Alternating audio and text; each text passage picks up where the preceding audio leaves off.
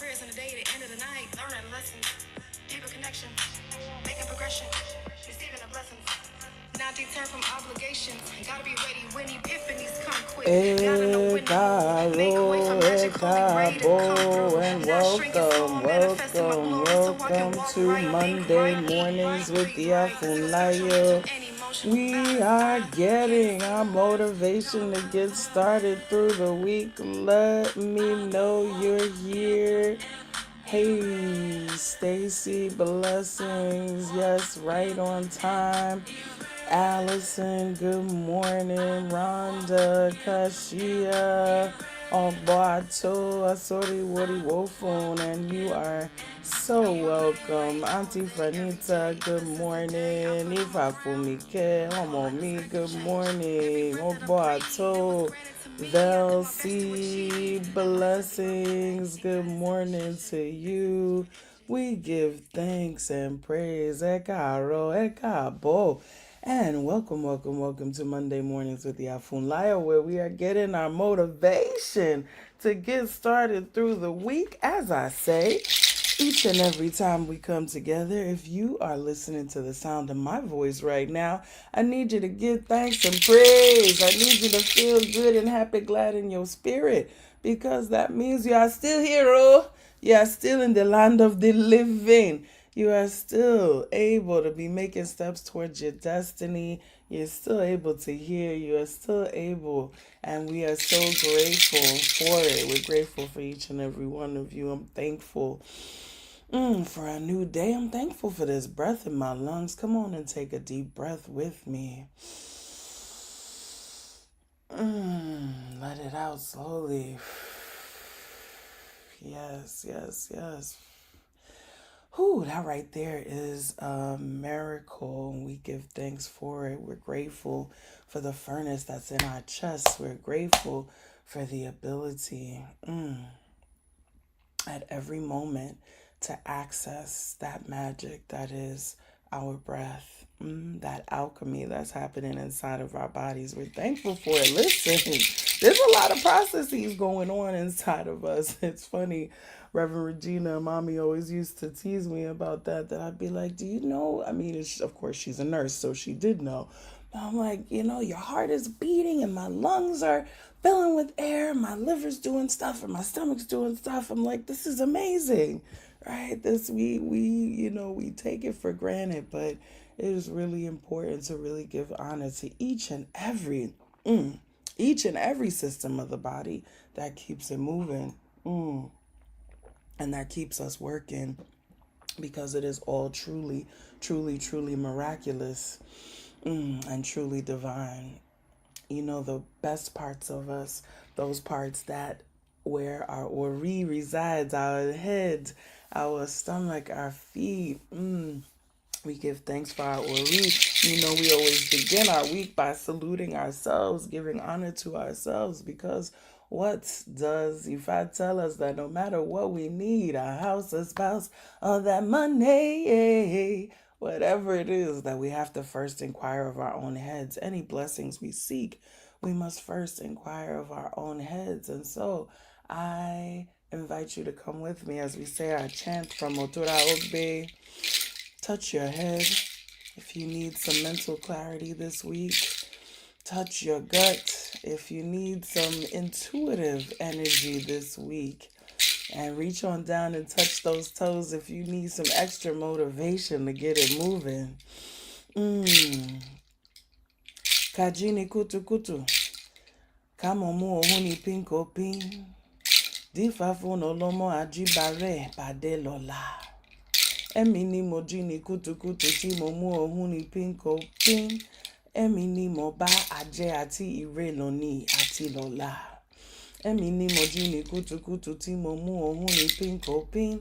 Èmi ni mo bá ajé àti òkìkí ire lónìí àti lọ́la. Àṣẹ, àṣẹ, àṣẹ. We know that means that when we wake up early in the morning and we give honor to our path of destiny, it is those who do that who will meet with all good things. not only today, Loni, but also tomorrow, Lola. It says, Emini, I am the one who wakes up early in the morning and gives honor to my path of destiny. And therefore, I am the one who is going to meet with all good things. What are those things? I'm going to meet with health.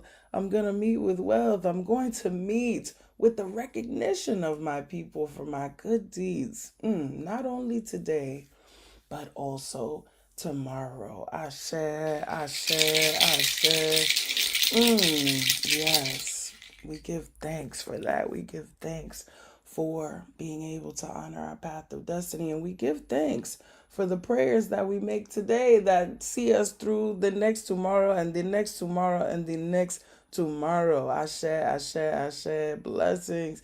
Fayemi, blessings. Kendra, Brother John, Adeshina. Good morning to you all. We give thanks. We give thanks. We give thanks. We give thanks. Speaking of prayers covering us today and tomorrow, you already know that I'm going to tell you if you wasn't with us on yesterday for Mother's Day, I need you to go on back and holler at that replay. But very briefly, we spoke about the power of Mother's love and the power of Mother's prayers. And there was a palpable energy moving through. There's always energy moving, but yesterday, the energy, there was a surge of energy that came up that was so beautiful. And the story that I told, and I'm not sure which Odu the story comes from. You know, sometimes the stories get detached from the Odus and they're passing on and retelling. But I'm looking to find out because ultimately they all come from Odu. This story talked about Orisha Olokun and Ajay. And Ajay is the daughter of Olokun. Ajay is the Orisha of wealth, who doesn't get spoken about as frequently, who doesn't have as big of a practice in the diaspora, although there is more arising. But Ajay is the daughter of Olokun and in charge of wealth. And Ajay grew up, right? And it was time for Ajay to strike out on her own and to find her own place to be in the world as it comes that time for all of us as we grow up and as the time comes to leave our mother's house, the time comes to be weaned and to leave our mother's house. And so Olokun, in attempting, of course, to help Ajay get started, prayed over her and then also called for divination to find out if there was anything that Ajay needed to know for the journey to finding a place.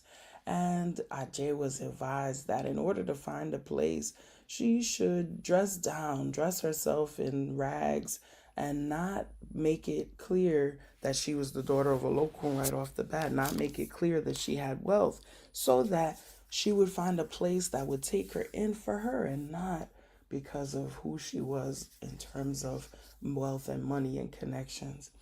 And so she listened to that advice and dressed herself poorly and went off in search of the place that she was intended to be. And she went to the first place and was rejected. And she went to the second place and was rejected. And when she got to the third town, to the third place, they also had done divination. Listen, this is the thing. And this is a part of the story. You know, I always like to add a little something extra. And I'm going to add this in a moment. But to just finish out, but I'm coming back to this point that when she got to the third place, they had done their divination too. And their divination had told them that they should welcome in any person who comes to the town with open arms and with high hospitality. And so that's what they did when Ajay got there. And because they accepted her as she was, in the rags, in the dirt, not knowing whose child she was, when they gave her a house, they gave her food, they gave her all of these things. And when she settled in for the night and they came back to check on her the next morning, she had transformed the humble little home they gave her into a grand palace with jewels, a grand palace with gold and silver, a grand palace with cowries spilling out. And the people were so confused when they came back. Like, what happened? Where did all of this come from? And it was only after they had shown her the hospitality and gotten her set up that she revealed who she was, and further revealed that she was going to bless the town immensely. Ilefun was the name of the town, that she was going to bless the town immensely with riches, that she was going to bless the town immensely, to never want for anything, because they showed her love without knowing who she was. I say, we give thanks for that. And the part that I said I was about to come back to is, I need you to listen to that aspect of the story that says both sides had to do their ebo in order for everything to work out, right? When we wonder sometimes why things don't work, right? Why we're told a certain thing and we may go in search of whatever it is that we're supposed to be doing or getting.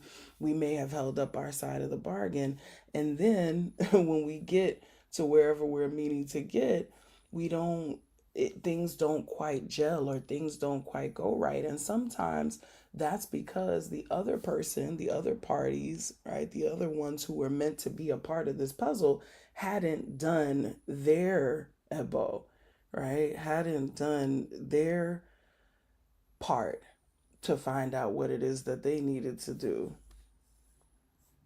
And so it's very, fascinating, right? This is one of the things that we have to understand, and the magical things about how everything comes together is that in order for things to align and to work well and to work right, everybody has to have done their part, right? Had the town not done their part, they wouldn't have known that they were meant to welcome anybody in, although that should be the default anyway, right? But they wouldn't have known that. There are times that we are connected with folks, right? And they're not doing and holding up their side of the bargain, and that's why things aren't working. And so it's really important to understand how delicate the balance is, right? How delicate the balance is, and how, excuse me, things, whether things align or not is dependent on all of us doing our part, all of us doing what it is that we're supposed to do. Give thanks. And then, of course, the lesson, the most straightforward lesson, is that we should never judge a book by its cover, that we should be kind and welcoming, right, to those who come to us seeking help, that we should, be as generous as we're able to be, right? And that goes back as well. We see this type of adage in many different spiritual traditions, where we're told that we should be kind to strangers, and that we should open up and be hospitable, because we don't know who it is that we might be entertaining, right? We don't know who it is we might be entertaining, angels. And so we give thanks for being able to be kind and being able to be open, not to be taken advantage of, right? Of course, everything has its balance, and we're not being told to let ourselves be taken advantage of, but we are being told to be kind, to be generous, to be open, and to know that it is in displaying those types of character traits that we find our greatest blessings. Ashe, ashe, ashe, ashe, ashe.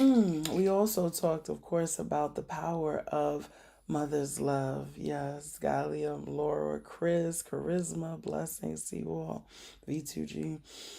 We talked about the power of mother's prayers, and how the whole idea of what needed to be done came because Olokun said, let me pray for you. Let me call up and make sure that you have the things that you need. Let me make sure that you understand what it is that you're meant to do. Let me make sure that I help you get off to the greatest start in life. And that really is all that parents can do for us, right? Is to make sure that we get a start. Notice Ajay had to go out Nana Sula, good to see you. Ajay had to go out and do what Ajay had to do. Olokun couldn't do it for her, right? All Olokun could do is to make sure that she had the knowledge and the place to start, right? But everyone ultimately has to do the things that we have to do for ourselves, and that's another part of the story.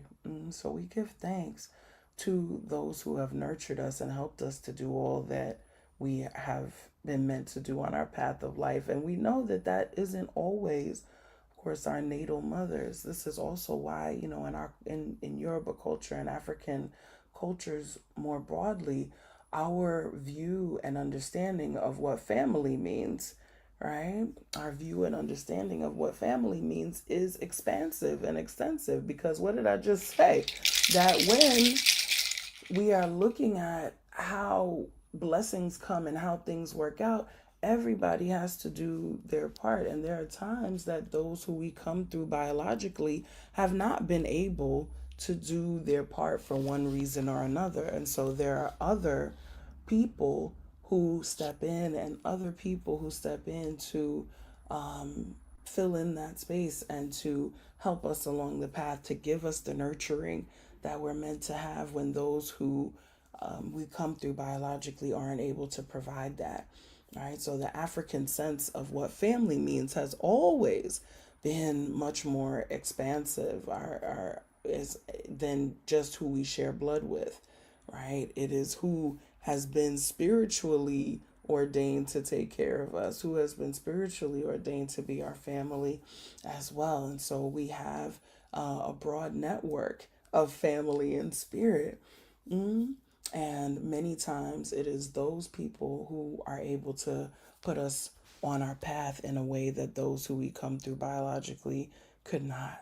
And so we give thanks for the blessing of mothering, right? Even if that mothering didn't come from our biological mothers, we are calling in and giving honor to the energy of mothering that we get through all of those who care for us and who nurture us, as well as through our divinities. And we just are grateful for that, grateful for the prayers, grateful for the ways in which we have been supported and nurtured. And I am especially thankful that I've had the blessing of many, many beautiful mothers in my life who have come through, starting with my biological mother, Reverend Regina, and blessings and thanks to all of you who have continued to pray for her. I was with her yesterday, my sister, my niece, cousins, we all went to see her and to spend time with her. And she is in great spirits, still traversing her rehabilitation, but in wonderful, wonderful spirits, as she so often is. She's, just such an inspiration. And it was so funny because, the face was facing and she had all her makeup on and was looking good. And I sent a picture to my aunt, her younger sister, and she said, your mother, it doesn't matter what's going on in this world, she is not ever gonna look like it. And mommy was like, yes, you already know that. I'm not gonna look like nothing that I done been through. I'm gonna be looking like I'm ripped and ready, no matter what happens. And it was just a beautiful time, really, really beautiful time.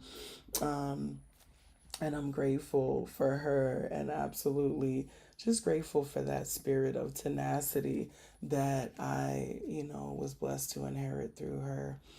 And again, just giving thanks for all of those who nurture us and giving thanks for all of those who pray over us. There's a power in those prayers, and there's power in being taught how to pray. Ashe. So we give thanks for the grandmothers, the aunts, the hoodoo and juju women, all of those who have nurtured and held us up. Ashe, ashe, ashe, ashe, ashe. Thank you for your prayers, Kendra. Yes, gotta stay pretty and stay sweet. Yes, ashe, ashe, ashe, ashe. Let us see what Spirit has to say for us for this week as we go in to another week, another time to utilize all of the blessings that we've been given. What is our message as we go into this week? It is coming from the Seven of Pentacles. The Seven of Pentacles speaks about assessment and taking stock of what we have. Patience as well. The Seven of Pentacles tells us that we don't plant a seed and eat the fruit on the same day. We don't plant a seed and eat the fruit on the same day, so that we have to be patient once we have planted something. We have to be patient once we have begun something and give it a chance to grow, give it a chance to blossom, right? Give it a chance. So when you plant the seed, you can't stand over it every second waiting for it to break through the soil, right? It says water it and trust that the seed that you have planted is good and is going to bear fruit. It says as well that it's important for us to notice what we have and notice the beauty of what we have, notice the power of what we have. This actually goes right along with our message, as it often so beautifully does, that we may not have had the loving and nurturing mother that we desired. We may not have had other things in our lives that we needed and desired, but we had something that kept us going, right? We had something that has kept us here. We had something that has blessed us. And so the Seven of Pentacles is encouraging us to take stock of what we do have, of the blessings that we do have, of the knowledge and resources that we do have, right? And focusing on the things that bring us joy, on the things that can bring us wealth, in particular, because pentacles have to do with our material and our earthly concerns. It says that you may be sitting on something, whether that be a talent, whether that be something you can sell. You may be sitting on something that is worth money, that's worth more money than you think. And so it says as well, assess your environment, right? Take a look at what you have and know that you may be sitting on something that can help you out in a different way than you thought it could, or in a way that can bless you in a way that you didn't anticipate. Ashe, ashe, ashe. This really as well, talks about believing in yourself and having faith in your own abilities. Many times we psych ourselves out of doing things by saying, well, I'm going to do it when. I'm going to do it when I get, I just need a few more. I just need a little more, right? We give ourselves all of these false benchmarks to live up to, when in reality, we got what it takes to start right now. We got what it takes to do whatever it is that we looking to do right now. We don't need to go another further. We don't need to collect another thing. We don't need to watch another webinar. Come on, somebody out here watching all the entrepreneurship webinars. And the next webinar is not going to be the one to just do it. All right, just go ahead, get the website, put the email together. This is for somebody, right? Another class, another book, another, right? No, just know that you have what it takes. You already know, you already got enough information. Now it's time to put that information into motion. Ashe, ashe, ashe. Sherma, good morning. Blessings. Natasha. Fayemi says she heard this a couple of times this weekend. All right. Really important to listen. Hey, Rhonda, the website went live yesterday. Come on now. That's what I like to hear. We own it. We own it. We own it.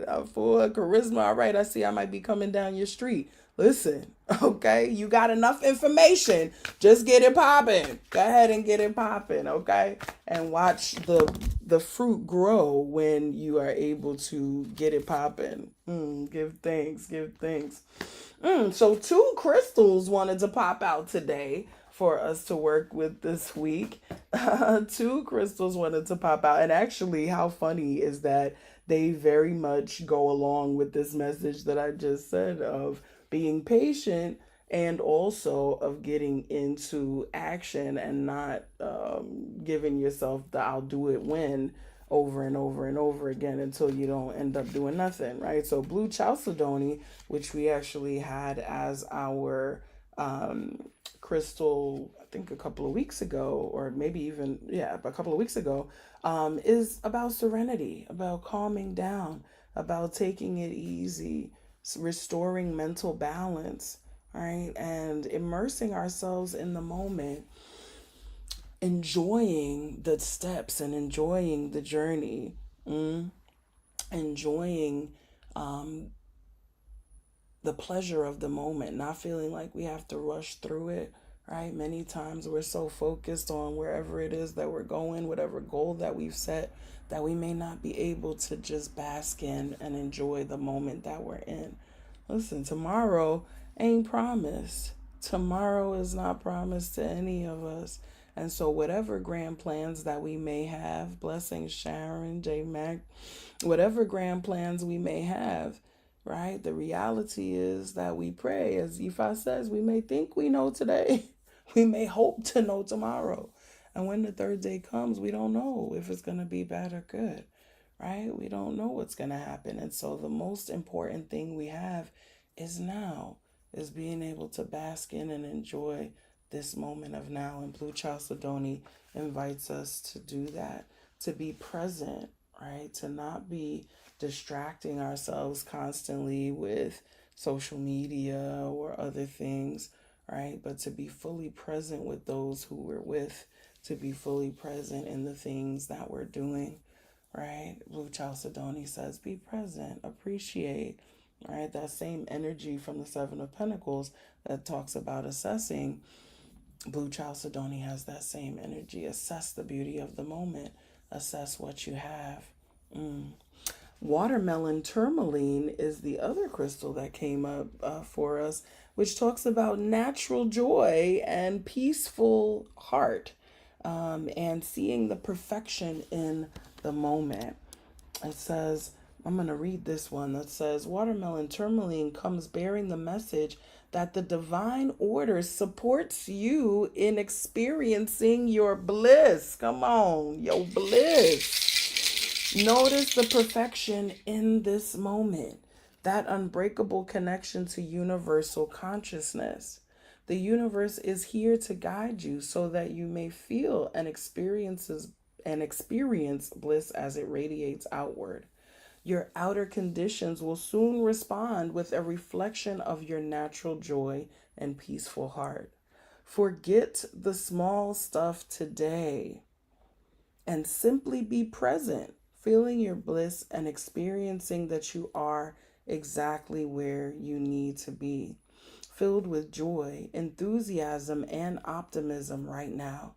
Yes, problems exist and they always will. But watermelon tourmaline is here to remind you that they do not have to define your experience in this life, and that you are an extremely powerful healer and co-creator. So let joy and peace arise within you. Ashe, ashe, ashe.